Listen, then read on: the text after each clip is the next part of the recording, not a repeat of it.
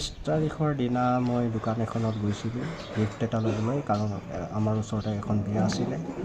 তাৰপিছত মই আৰু মোৰ ৱাইফ গৈছিলোঁ। সেই গিফ্টটো লৈ থকাৰ সময়তে মই খবৰটো পালোঁ। তথাপিও মই চিয়'ৰ হোৱা নাছিলোঁ।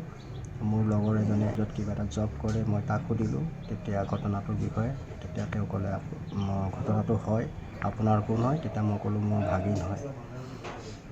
আৰু তাৰপিছত আহি মই মাক কেনেকৈ কওঁ, মায়ে সাজি কাচি বিয়া খাবলৈ ৰেডি হৈ আছিলে।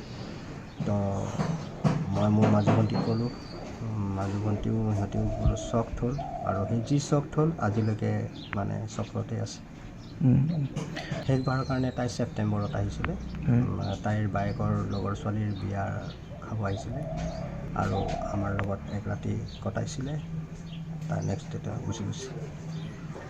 আৰু ঘটনা নহওক আমাৰ দেশখনত, আমাৰ অসমখনত।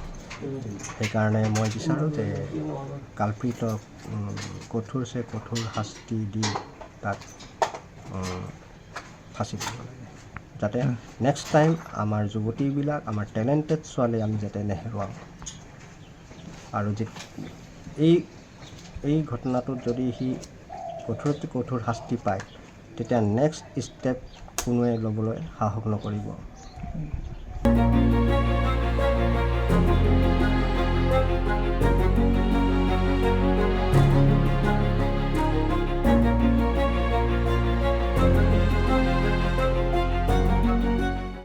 27 তাৰিখৰ দিনা মই দোকান এখনত গৈছিলোঁ গিফ্ট এটা ল'বলৈ, কাৰণ আমাৰ ওচৰতে এখন বিয়া আছিলে।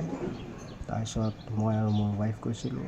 সেই গিফ্টটো লৈ থকাৰ সময়তে মই খবৰটো পালোঁ। তথাপিও মই চিয়'ৰ হোৱা নাছিলোঁ। মোৰ লগৰ এজনে য'ত কিবা এটা জব কৰে, মই তাক সুধিলোঁ তেতিয়া ঘটনাটোৰ বিষয়ে। তেতিয়া তেওঁ ক'লে ঘটনাটো হয়, আপোনাৰ কোন হয়? তেতিয়া মই ক'লোঁ মোৰ ভাগিন হয়। আৰু তাৰপিছত আহি মই মাক কেনেকৈ কওঁ, মায়ে সাজি কাচি বিয়া খাবলৈ ৰেডি হৈ আছিলে। তো মই মোৰ মাজু ভণ্টিক ক'লোঁ, মাজু ভণ্টিও সিহঁতেও বোলো শ্বকড হ'ল। আৰু সেই যি শ্বকড হ'ল আজিলৈকে মানে চক্ৰতে আছে। শেষবাৰৰ কাৰণে তাই ছেপ্টেম্বৰত আহিছিলে। তাইৰ বায়েকৰ লগৰ ছোৱালীৰ বিয়া খাব আহিছিলে আৰু আমাৰ লগত এক ৰাতি কটাইছিলে। তাৰ নেক্সট ডে গুচি গৈছে। আৰু ঘটনা নহওক আমাৰ দেশখনত, আমাৰ অসমখনত। সেইকাৰণে মই বিচাৰোঁ যে কালপ্ৰিটক কঠোৰছে কঠোৰ শাস্তি দি তাক ফাঁচি দিব লাগে, যাতে নেক্সট টাইম আমাৰ যুৱতীবিলাক, আমাৰ টেলেণ্টেড ছোৱালী আমি যাতে নেহেৰুৱাওঁ। আৰু এই ঘটনাটোত যদি সি কঠোৰতকৈ কঠোৰ শাস্তি পায়, তেতিয়া নেক্সট ষ্টেপ কোনোৱে ল'বলৈ সাহস নকৰিব।